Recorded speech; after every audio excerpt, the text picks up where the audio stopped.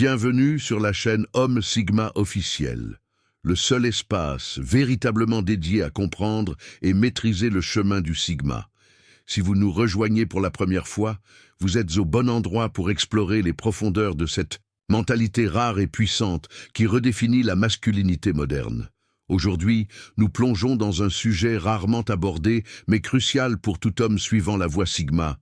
Que se passe-t-il lorsqu'un homme Sigma perd le contrôle ? Cette analyse n'est pas une simple curiosité, c'est une cartographie essentielle des territoires les plus tumultueux de notre psychologie, un guide de survie pour ces moments où la pression devient insoutenable.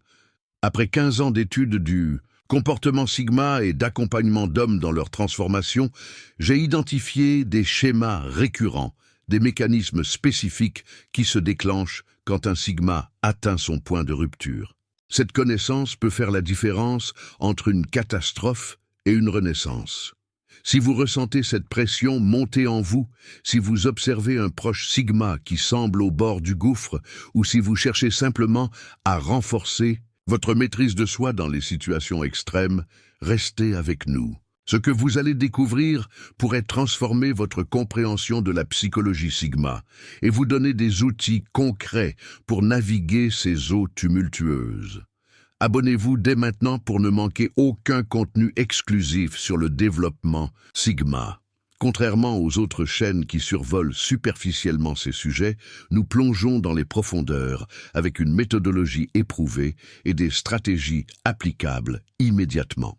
Votre transformation en homme Sigma accompli commence ici. La perte de contrôle chez l'homme Sigma, une tempête intérieure. L'homme Sigma, ce loup solitaire qui trace sa propre voie, fascine par sa maîtrise de soi légendaire. Mais que se passe-t-il quand cette forteresse d'autodiscipline commence à se fissurer? Quand les murs que nous avons si soigneusement érigés commencent à s'effondrer sous la pression? C'est un phénomène rare, mais d'une intensité redoutable, comparable à un volcan dormant qui s'éveille après des décennies de silence. La perte de contrôle chez l'homme Sigma n'est pas un simple moment de faiblesse, comme chez les autres. Type d'homme, non, c'est une transformation profonde, une réaction en chaîne qui peut soit propulser l'homme Sigma vers de nouveaux sommets, soit l'entraîner dans une spirale destructrice. C'est ce que nous appelons dans notre discipline la tempête Sigma, un état d'exception qui révèle autant qu'il transforme. Contrairement aux hommes alpha qui extériorisent immédiatement leur colère, ou aux hommes bêta qui se replient sur eux-mêmes, l'homme Sigma accumule la pression pendant des semaines, des mois, parfois des années. Quand la rupture survient, elle est soudaine, explosive et souvent mal interprétée par l'entourage qui n'a jamais vu cette facette de sa personnalité. Les signes avant-coureurs sont subtils mais présents. Un regard plus intense, un silence, et au plus profond, une tendance à s'isoler davantage. L'homme Sigma, en perte de contrôle, resserre d'abord son cercle avant de lâcher prise complètement. Les signes avant-coureurs d'une tempête Sigma. L'homme Sigma, par nature, est un maître du contrôle émotionnel. Ce n'est pas qu'il ne ressent pas, au contraire, il ressent souvent plus intensément que les autres. Mais contrairement à l'homme alpha qui exprime immédiatement ses émotions ou au bêta qui les refoule complètement, le Sigma les observe, les analyse et décide consciemment de leur expression. Avant qu'un homme Sigma ne perde le contrôle, des signaux d'alerte apparaissent. Le premier est une intensification du besoin d'isolement. Si le Sigma est naturellement solitaire, cette tendance devient presque obsessionnelle quand la pression monte. Il se retire non plus par choix stratégique, mais par nécessité impérieuse. Le tu. Deuxième signe est un changement dans son regard. Les observateurs attentifs noteront une fixité inhabituelle, une profondeur accrue qui trahit la tempête intérieure. Les yeux du Sigma en pré-rupture deviennent à la fois plus perçants et plus distants, comme s'ils regardaient simultanément à l'intérieur et au-delà de leur interlocuteur. Troisièmement, sa communication devient plus tranchante, plus concise. Les mots superflus disparaissent. Chaque phrase devient une lame précise. Ce n'est pas de la rudesse, mais une économie d'énergie. Toutes ces ressources sont mobilisées pour maintenir le barrage qui retient le déluge émotionnel. Enfin, On observe souvent une augmentation marquée de ses activités physiques ou intellectuelles intensives. Séances d'entraînement prolongées, immersion dans le travail, projets personnels menés avec une intensité frisant l'obsession. Ce sont des exutoires contrôlés, des tentatives d'évacuer la pression sans perdre la face. Reconnaître ces signes n'est pas seulement crucial pour l'entourage, mais aussi pour le sigma lui-même. La conscience de son état est sa première ligne de défense contre une rupture totale. Les 3 types de perte de contrôle. Sigma. À travers mes années d'observation et d'analyse, j'ai identifié 3 manifestations distinctes de la perte de contrôle chez l'homme sigma, chacune avec sa propre signature et ses implications. La première est ce que nous appelons l'éruption volcanique. C'est la plus spectaculaire, mais aussi la plus rare. Le sigma, après avoir accumulé une pression intenable, explose soudainement. Cette manifestation est caractérisée par une expression verbale intense, parfois physique, sans nécessairement être violente, et une libération émotionnelle complète. Le sigma révèle alors tout ce qu'il a retenu, souvent avec une lucidité et une éloquence surprenantes, même dans cet état. L'éruption est généralement brève, mais d'une intensité sidérante pour les témoins. La seconde forme est le retrait radical. Ici, le sigma ne semble pas perdre le contrôle au sens conventionnel. Il disparaît simplement. Il coupe tous les contacts, abandonne parfois des responsabilités importantes et s'isole complètement. Ce n'est pas une simple période de solitude, mais une rupture totale, parfois pendant des semaines ou des mois. Pendant cette période, il reconstruit entièrement son monde intérieur, réévalue ses relations et ses engagements, et réapparaît transformé. La troisième manifestation, peut-être la plus dangereuse, est l'implosion silencieuse. Le sigma continue d'opérer normalement en apparence, mais commence à prendre des décisions de plus en plus autodestructrices. Ses choix deviennent nihilistes, ses prises de risques irrationnelles. Sans l'explosion émotionnelle de l'éruption, ou la coupure visible du retrait, l'implosion peut passer inaperçue jusqu'à ce que ses conséquences deviennent catastrophiques. Chacun de ces types reflète la personnalité profonde du sigma et les circonstances spécifiques qui ont déclenché sa perte de contrôle. Comprendre auquel on est personnellement prédisposé est essentiel pour développer des stratégies préventives efficaces. La dynamique sigma-alpha en situation de crise. Une des interactions les plus fascinantes à observer se produit lorsqu'un homme sigma en perte de contrôle se retrouve face à un alpha. Ces 2 archétypes, souvent en compétition silencieuse pour l'influence, réagissent de manière révélatrice dans ces moments de vérité.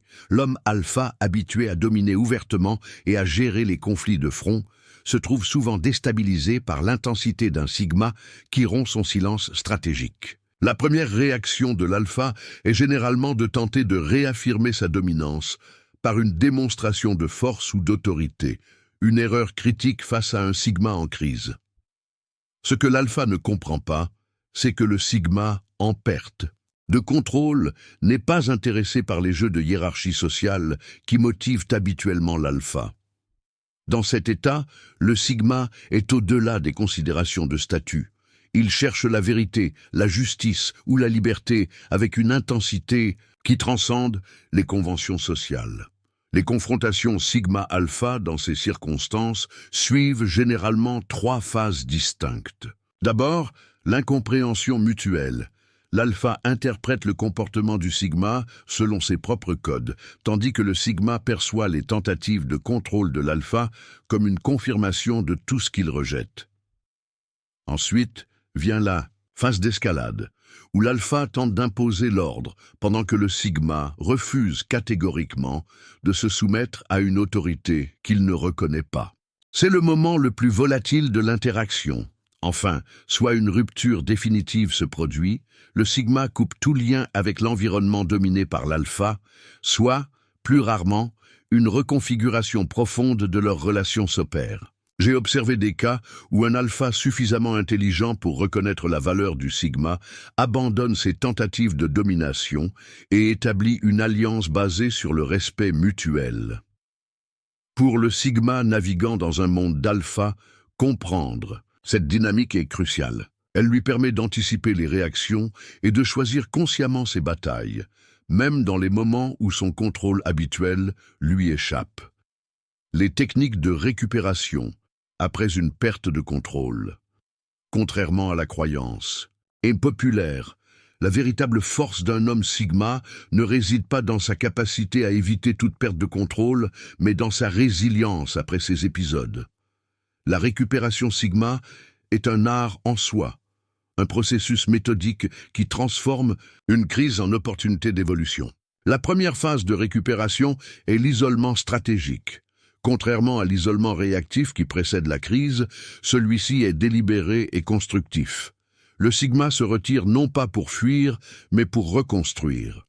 Cet espace sacré lui permet d'analyser sans distraction ce qui a provoqué sa rupture. J'ai observé que les sigmas les plus équilibrés maintiennent des refuges prédéfinis, qu'il s'agisse d'un lieu physique ou d'une activité spécifique, où ils peuvent se retirer rapidement après une tempête émotionnelle. La deuxième technique est l'analyse systémique. Le sigma examine non seulement les déclencheurs immédiats de sa perte de contrôle, mais aussi les structures plus larges qui ont permis l'accumulation de pression. Cette analyse est implacablement honnête, aucune excuse, aucune rationalisation. Les questions qu'il se pose sont précises. Quelles limites ai-je négligé d'établir ? Quels signaux ai-je ignorés? Quelles valeurs fondamentales ont été compromises? Troisièmement, la réorganisation des priorités. Après avoir identifié les failles systémiques, le sigma redéfinit ses engagements. Cette phase implique souvent des décisions difficiles, couper certaines relations, abandonner des projets qui ne servent plus son évolution, restructurer fondamentalement son environnement. Ce n'est pas un simple ajustement, mais une refonte complète de sa vie à la lumière des vérités révélées pendant la crise. Enfin, le retour stratégique.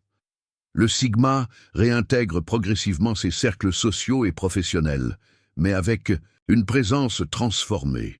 Il ne s'excuse pas excessivement pour sa rupture, cela minerait son authenticité. Il reconnaît simplement les faits, présente les changements qu'il a décidé d'implémenter et avance. Cette approche déconcerte souvent l'entourage qui s'attend à des explications exhaustives ou à des démonstrations de remords, mais elle est parfaitement alignée avec l'intégrité sigma. J'ai accompagné plusieurs hommes sigma à travers ce processus et j'ai constaté que ceux qui suivent rigoureusement ces étapes émergent non seulement récupérés, mais renforcés. La perte de contrôle, paradoxalement, devient un catalyseur d'évolution accélérée. 6. L'entourage face au sigma en crise. Guide de survie. Si vous côtoyez un homme sigma, collègue, ami, partenaire ou membre de votre famille, comprendre comment naviguer ces moments de crise peut préserver votre relation et potentiellement l'aider sans vous mettre en danger émotionnel. Première règle cardinale, ne tentez jamais de calmer un sigma en perte de contrôle par des platitudes ou des injonctions à se ressaisir. Ces approches, qui pourraient fonctionner avec d'autres types d'hommes, ne font qu'exacerber la situation avec un sigma. Sa rupture n'est pas un simple débordement émotionnel, c'est l'effondrement d'un système complexe de contrôle interne. Les remarques superficielles sont perçues comme une insulte à la profondeur de son expérience. Deuxièmement, donnez-lui l'espace dont il a besoin sans disparaître complètement. Le sigma en crise oscillera entre un besoin d'isolement total et un besoin paradoxal de présence non intrusive. La solution ? Faites-lui savoir que vous êtes disponible sans imposer votre présence. Un message simple comme « Je suis là quand tu seras prêt, prends le temps nécessaire » peut créer un filet de sécurité sans l'étouffer. Troisièmement, quand le dialogue reprend, écoutez plus que vous ne parlez. Le sigma post-crise a généralement développé une clarté nouvelle sur sa situation. Votre rôle n'est pas de lui offrir des solutions, mais de lui permettre d'articuler ses réalisations. Les questions ouvertes sont plus utiles que les conseils directs. Quatrièmement, soyez prêt à accepter les changements qu'il implémente. Si vous faites partie des aspects de sa vie qu'il a décidé de restructurer, ne le prenez pas personnellement. La réorganisation post-crise d'un Sigma est rarement arbitraire.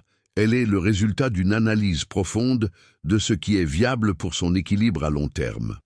Dans mes consultations, j'ai observé que les partenaires de Sigma qui appliquent ces principes non seulement traversent la crise relativement indemne, mais voient souvent leurs relations se renforcer considérablement après l'épisode. La clé est de respecter l'autonomie fondamentale du Sigma, tout en maintenant une présence authentique et non possessive.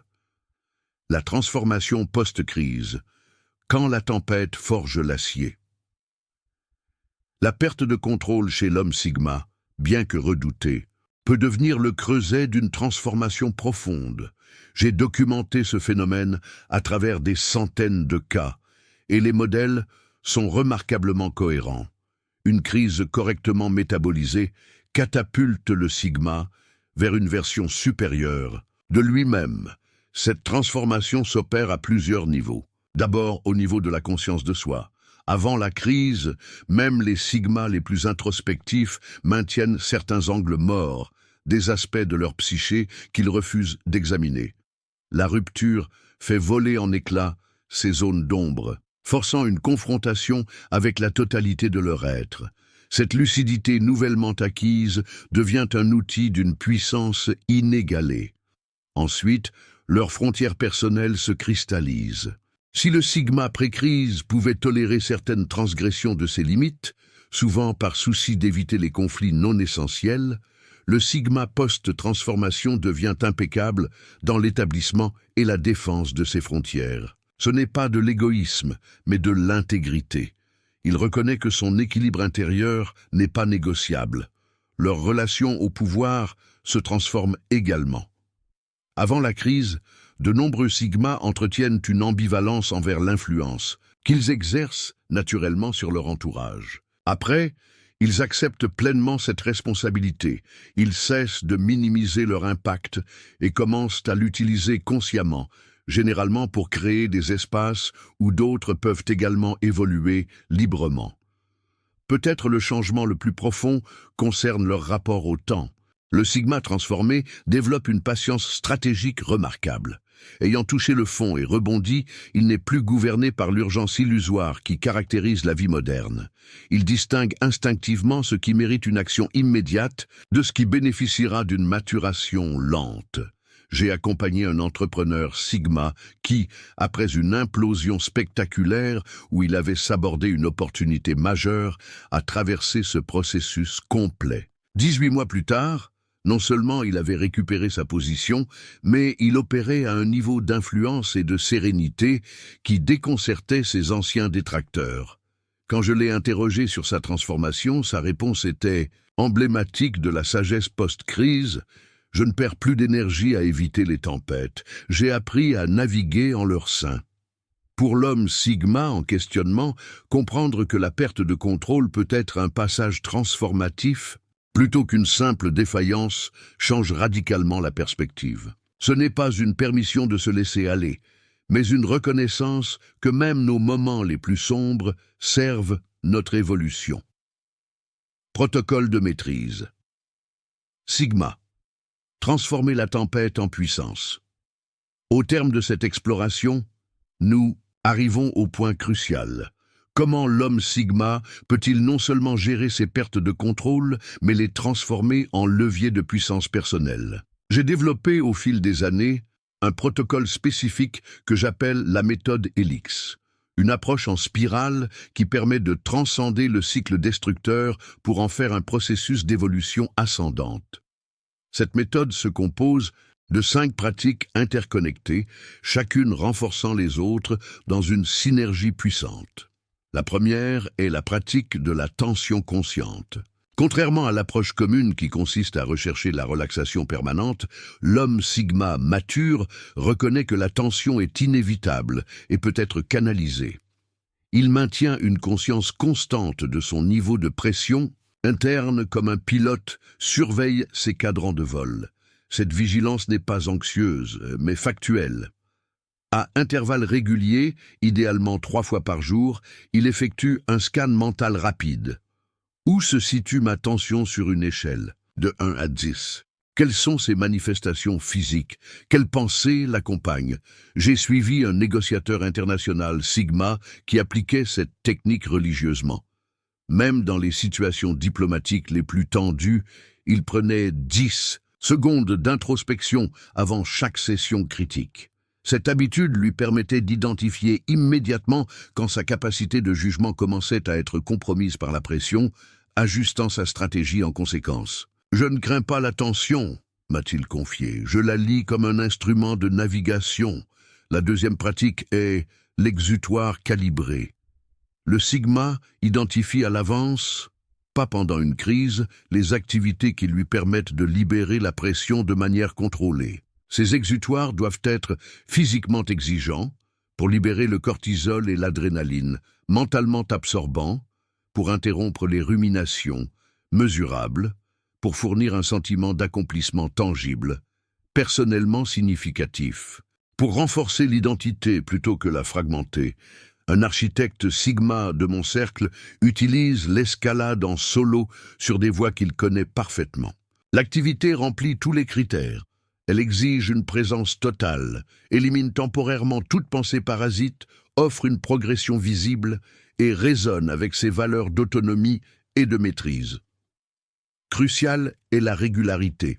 Ces exutoires doivent être pratiqués préventivement, pas seulement en réponse à une crise imminente. La troisième composante est l'alliance stratégique. L'homme Sigma, malgré sa nature indépendante, identifie 1 à 3 personnes qui comprennent sa psychologie unique et à qui il accorde une permission explicite d'intervention. Ce ne sont pas des soutiens émotionnels au sens conventionnel, mais des miroirs stratégiques capables de refléter avec précision et sans jugement ces modèles comportementaux.